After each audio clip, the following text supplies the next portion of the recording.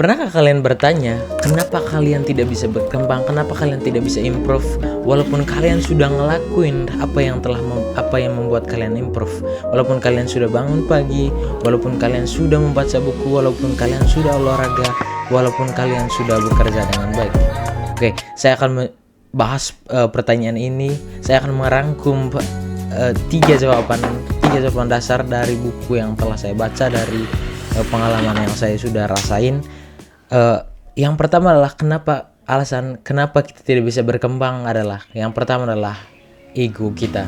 Ya teman-teman, kebanyakan diri kita berpikir bahwa yang membuat kita berkembang, yang membuat kita susah berkembang itu karena kita tidak punya cukup banyak uang, karena kita lahir di keluarga yang miskin, misalkan saya ambil contoh, karena kita tidak punya privilege, atau karena kita punya lingkungan yang buruk.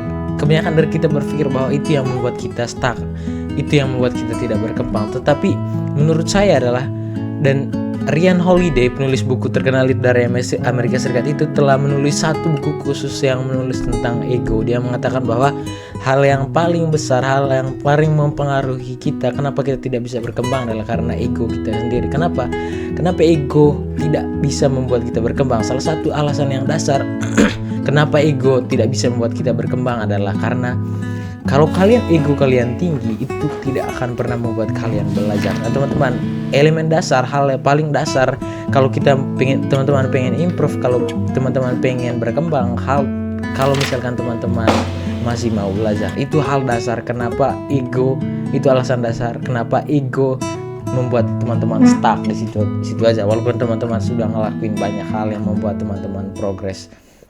Itu alasan yang pertama. Alasan yang kedua adalah karena teman-teman tidak percaya dengan dirinya sendiri. Teman-teman untuk mengatakan saya percaya bahwa saya percaya saya bisa berkembang, itu udah otomatis tidak akan membuat teman-teman improve. Tetapi kalau misalkan teman-teman percaya, kepercayaan itu akan membuat teman-teman konsisten, membuat teman-teman disiplin, dan yang pasti membuat teman-teman keep going. Itu yang saya anggap bahwa kalau misalkan teman-teman tidak percaya dengan bahwa teman-teman bisa bisa berkembang, bisa mencapai apa yang teman-teman harapkan, apa yang teman-teman inginkan, kalau teman-teman sendiri, kalau kamu sendiri nggak percaya bahwa kamu bisa, bagaimana bisa kamu bisa berkembang kalau kamu sendiri saja tidak percaya bahwa kamu bisa berkembang?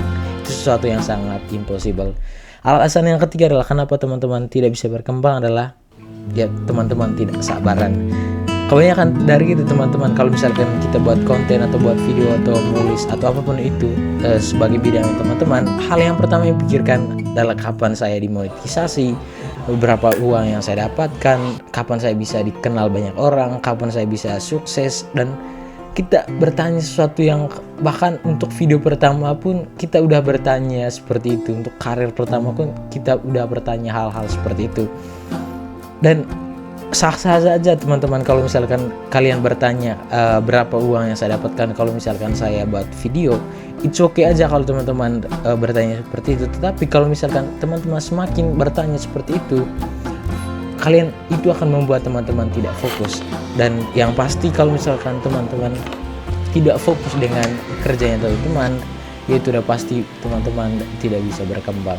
Itu yang membuat teman-teman stuck. Saya berpikir itu rangkuman dari pengalaman saya membaca buku, 3 alasan dasar itu yang membuat teman-teman tidak bisa berkembang.